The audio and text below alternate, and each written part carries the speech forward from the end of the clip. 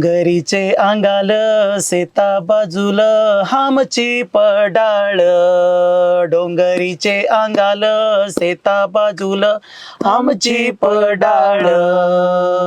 डांब चिंबी चार मेढी गवता पानाची. डांब चिंबी चार मेढी गवता पानाची. कारवीचे कुडाची टोकर ताटीची हामची पडाळ. डोंगरीचे अंगाल सेता बाजूल हामची पडाळ. बिह नाही वाघा नडगील वारे पानेल. बिह नाही वाघा नडगील वारे पानेल.